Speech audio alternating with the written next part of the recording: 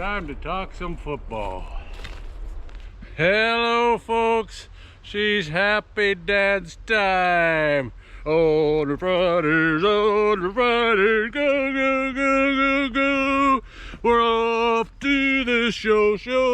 Let's go, go, go, go, go. Ho, ho, ho. Oh, the Roughriders, oh, the Roughriders, go, go, go, go, go. Yes, sir, easy. Happy time in Ridersville today, baby. Ho, ho, ho, ho. 7-1, top of the CFL. Oh man, what a game! What a game! Even the old Rough Rider guy, he can't complain about much in this game. Yeah, a little picky thing, but if I ain't picking, we ain't improving. And they did exactly what I complained about last game against Edmonton. They finished them off. The offense didn't shut down. They kept right on going and stepping on their neck. Wow, oh, wow, oh, wow. What a defensive performance. Ho, ho, ho, what a defensive performance. You know, when you hold the opposition to 2 long field goals over 50 yards, what more can you say about the defense? Nothing. Man, oh man, they just shut them down. Both O-line, D-line, 5 stars, 5 stars. Yeah, O-line held them off Harris big time. Only got to him once, I believe, and that wasn't too critical. He didn't take a big hit, and even got a running game going. You know, got over 100 and some yards total running, and perfect. Started the game off perfect. You know, got a good run back right away from my oh, I can't remember. I think it was Myers that took that one back.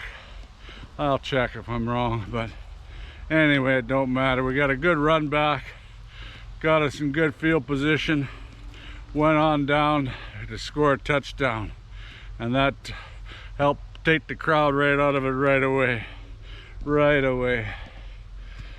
Sir, what a game.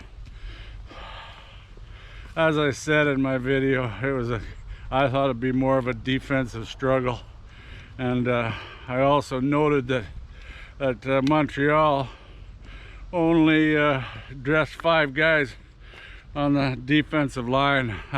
You can't do that in this day and age in the CFL. And plus, one of them was Lemon, his first game back after a whole year, and he's gonna run out of gas pretty quick. Yeah, wow, what a game. They just dominated him. And we can run the ball like that.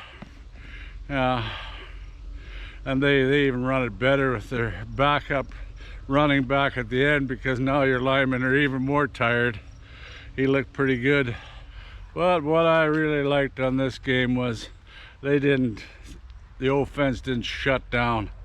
I was gonna have a complaint about anything, so I know why they did it, but is at the end of the half, they didn't go for it. We're a good 1.5 yards on the 4-yard line, 3rd down, and we've been doing really good with Stevens on either side, gambling. I wish we'd have went for it, you know, and really put the pressure on Montreal. But I can see why. It's right at the end of the half, and you don't want to go ahead. I mean, let them stop you at the goal line. That would give them some momentum going into the second half, and you just take the 3 points and move on, get up another score. But I would have really liked to have gone for it, and got it in the end zone. Harris, he played pretty damn good. Had a few bad throws, but it didn't cost us no turnovers. And that's the difference. You know, Bethel Thompson said in my pregame, you know, it depends if he comes out playing like he did against Calgary or he's played the other games so far that he's been in there. And he didn't have a spectacular game. And that's part and parcel to us bottling them in big time. Yeah, we had him surrounded a lot of times. I thought we were going to get right to him. And then he did cough one up, coughed a touchdown up. I mean, an interception up. And that cost him big time. Yeah, he didn't play very well. Montreal, they did have some guys missing, that's for sure. A few of their receivers were gone. And in defense, that guy I said in I think it's Ento or something like that, he plays corner on the right side, well, the left side looking towards the defense, offense. He couldn't go, and they had to rotate everybody in the backfield, and that's a big disadvantage when you have to do that. You're not playing your regular position, and that's where the Riders, they've been pretty lucky back there, been able to come out with the same guys every game, and you don't know how much that makes a difference. Each guy knows where the other guy's gonna be, and I just love how they are going to that ball when they see a chance to get the guy. They're just in there gang tackling. I love when they throw the ball underneath the linebackers. And they stop the run big time.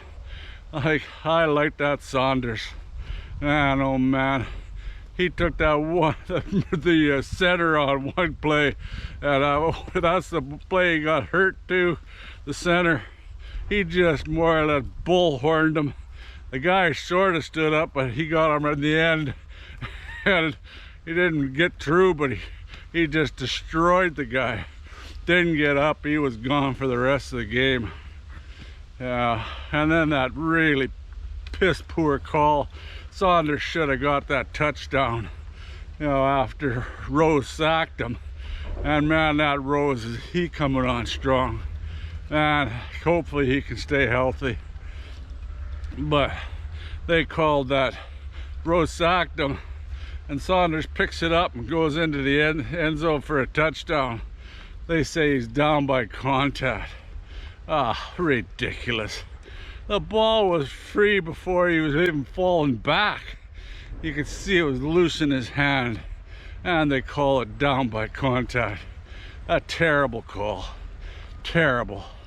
And the other time we got ripped off was when they clunked Caleris on the head.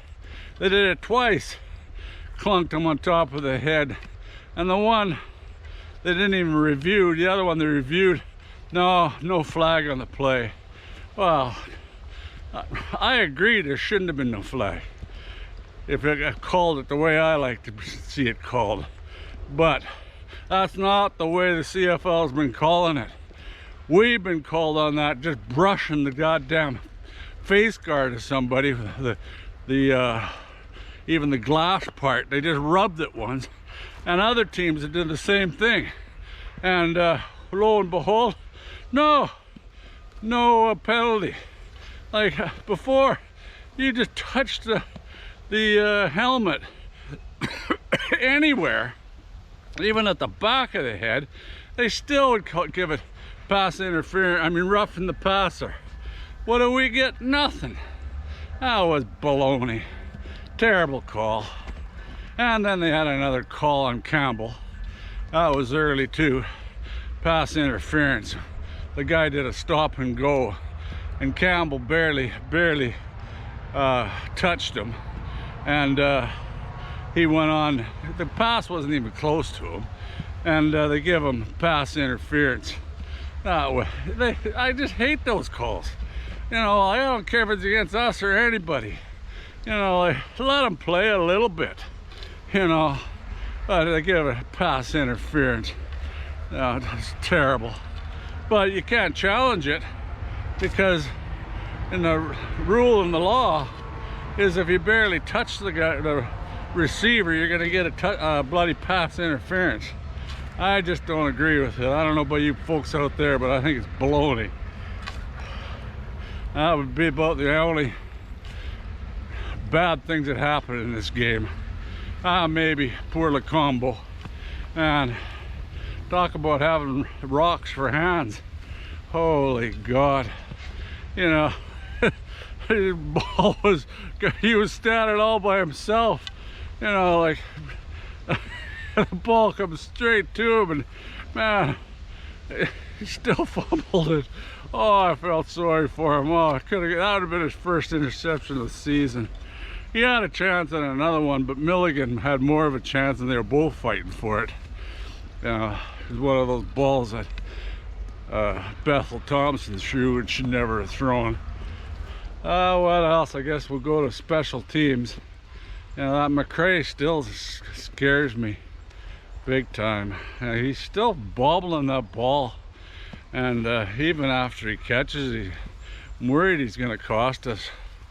You know, even when he catches it, he's bobbling it. He had a couple of run backs that got a little bit, but he scares me. I thought those nerves would be settling down by now, but they don't seem to be. That's why I think they have Myers back there. And he's the one that made that run back, I'm pretty sure. But as far as missing MLS, that Neld came in and made some decent plays, got a touchdown. You know, we got a good problem of having all those good receivers. We got a couple that are ready to go, like Sean Bain. You know, decent receiver, but he's American. His passport is gonna hold him back. Who do you take out? Which American do you take out? Robustelli, he got in there and he's proven himself big time. You can't take Myers out. Like I said, it's a hell of a good problem to have. Always a really good replacement sitting in the wings. As Robustelli, I'll tell you, I've liked him right from the beginning. I was always saying when he's on the practice roster, damn, I'd like to see him because he's got some speed, and that's handy on the outside. And plus, he's been coming up with the big second down and long catches. Hard to replace. Take these guys out now. Like I said, that's a bonus time. And what else? Oh, back to special teams. Lawther. I've still missed one. He's still shooting at about 75%. Hopefully that doesn't come back to bite us. It seems, it's funny, I don't know the one he missed. The ball was going right for it, and just like it hit a U-turn about 10 yards out from the bloody goalpost. Ryder, this way, buddy. Come on. Can't go too long today. It's bloody hot and humid out here. Old Rough Rider guy, sorry for puffing like a guy raced the marathon, but I bloody COPD. Not too bad for smoke today, but it's really humid out. Well, not much more you can say about this game. Just thank those Rough Rider players for playing such a good game and giving Rough Rider guy really rev me up and gives me a thought that hell, we might make the show and I might see another cup before my time. It could be the year, folks. It could be the year. A lot of things could happen, and the main one is as long as Harris stays upright. That's the question mark. You can see it with other teams, Adams and Montreal with Alexander, and you lose your main man. I know they get paid more. It's bothered me before about how much they have to pay one player. I like divvying up the package, but Harris, he's playing smart, you know. His arms, he's still over 70%, and if they can keep him upright, you know, we got a hell of a good chance. And of course, other injuries that can play a really big part. Now we're almost halfway through, one game away, and a lot can happen still. You know, a lot can happen. We got the bye week this week, and you know, as I go back to my scheduling video, I looked at that and other teams, and boy, this year we didn't get screwed. We got a really preferable time for breaks, evenly across the board.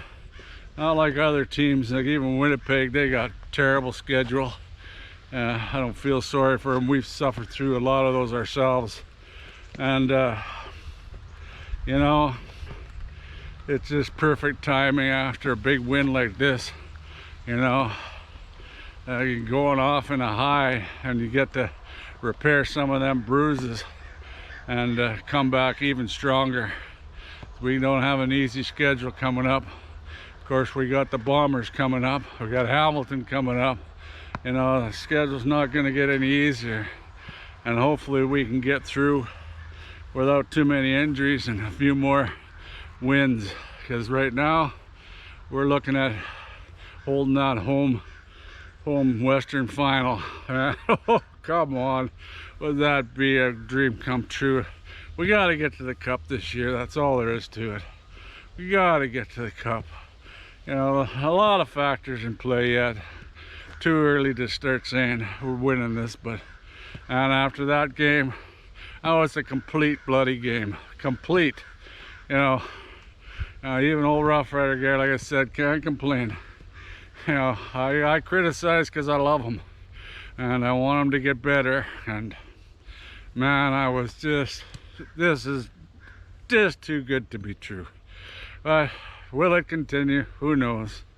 Again, I'd like to thank everybody that watched my videos. I'll end this one here. It's getting long enough. She was a happy dance, big time, big time. I such enjoyment watching that game, watching my pride and joy. Anyway, before I break down, take care. Go Riders, go. We love you out there, and let's get to the cup, baby.